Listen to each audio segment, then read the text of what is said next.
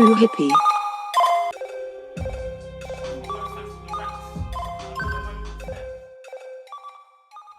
Boom! Hey, crap! Good to be back in my studio. It's been a while since I've been in here, you know, I'm not gonna lie, bro. But welcome to Staffz and Crackz Sessions. Get me? Yeah. We're back.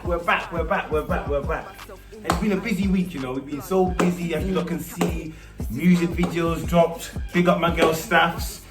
Lyrical video has dropped as well, you know. We're making big moves now, you know what I mean? Trying to get ourselves out there, you know, promoting ourselves up and down. So, you know, sometimes when you're up and down, you got so much to do, you even lose track of time.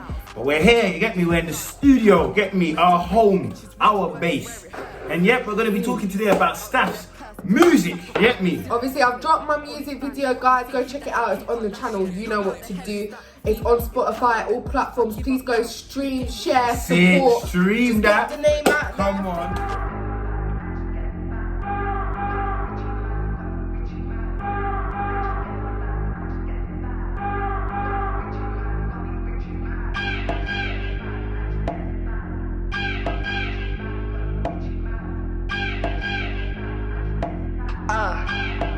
RSK, let it play, boy. Hanging around with them boys that blast them toys. We used to drive in Beamers, no, not a Royce. In a GTI, ducking a DCI, cause I'm really high, gotta get up off this ride before I pop myself in the eye with this big blunt. Please greet the captain, this is my wave. Who you think you're catting? We don't do no writing, still flight and wavy. Just like Aladdin, I pleasure myself like a jackrabbit. But my dog, them rabid. Gotta get peas rapid, I don't do no trapping. I just stay rapping, the studio's my tea house. My tongue is the gun. Well, I'm interviewing you today. It's a bit weird. Normally you get a guest in the middle, you know. Let me put my coat back on. Yeah, It's a bit cool.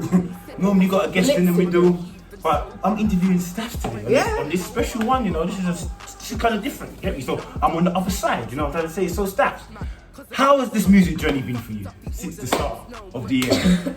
Since the start of the year. So obviously, that's when I sort of took it more serious, because obviously, as you guys know, after my granddad passed, I thought, you know, there's no more messing around, you know what I mean? I've got to get to doing the music and go for it. No fears involved, nothing, just jump straight into it. So yeah, you know, it's had its ups and downs, you know, it's hard work. I think people don't see or appreciate the hard work that goes into making music. Writing music for me is the easy part, but obviously, you know, you've got to trek to places, you've got to do things. So yeah. It's true. So in this journey, since the start of the year, what have you learned? Have you learned anything new along this journey? Anything that you didn't know prior? I've learned that you should literally not care about what other people might think, because at the end of the day, there's haters in all walks of Why life. do you think people hate? Why do you think people... I think people hate, first of all, there could be an actual plausible explanation. It could be because I'm different. I don't sound like what you'd hear on the radio. I don't really sound like someone who, you know, really out there. I'm different. There's no one you can compare me to, because my voice sounds different. You get what I'm saying? My bars come different. So I feel like a lot of people might not be used to that sound yet, but like with anything, after people keep hearing it, eventually it's like brainwashing. That's why whatever you hear on the radio, time and time again, that's what gets stuck in your head. So yeah, but then the other half of hating is literally just down to people just don't want to see you do what you love to do. They want to try and put you down, because they ain't got good energy, but that ain't my problem. That ain't a problem. Ain't my problem. So Staff, your music video now. Oof, what an experience. How was that experience as a whole? That whole music. This was your first big music video, the first one you thought, let me put my best out there. So how was the experience and the journey and everything like that? It was alright, yeah. Basically, like, we kind of just did it on the spot. There wasn't really much planning into it. I just know that I wanted to do it in Harrow. Obviously, that's where I'm from. That's why I wanted to rep. I don't really think people have repped Harrow that much. And yeah, I mean, I'm happy with the way it came out. That's the first thing. And I never ever want to put, you know what?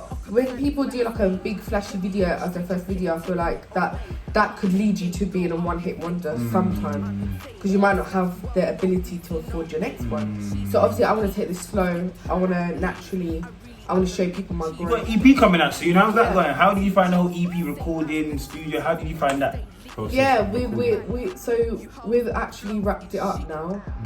It's all been recorded. and it's going to be released on the 11th of April, which is my granddad's birthday. And yeah, that's when it will be released, guys. Black Heart, the name of the EP, Black Heart. Yeah. What made you name the EP Black Heart? That song is about, you know, someone that you might have like an ex with a black heart. They just got a tainted heart. And also it can mean that, you know, in this day and age, you can get a black heart. Like, it's easy to get tainted, but it still means that you got a heart there. It's about seeing the good, even though something might be bad. Duality, isn't it? Duality, yeah. You're right. So as you step into the other side of the music game now, what's your plans after the EP? What is your next step? My plan after is to obviously fly over to Cyprus, spend some time with my family, rejuvenate, because obviously I've been working hard on this, plus also studying. Then after that, coming back to London and starting the next project. That's it. We heard you got in on your tracks. We're gonna hear you got a message from DMX. Yeah, I Big did. that up, man. Burglar will get bottled. DMX, man. Yeah, you know be what? slid into the DMs. DMX. You have to take that in.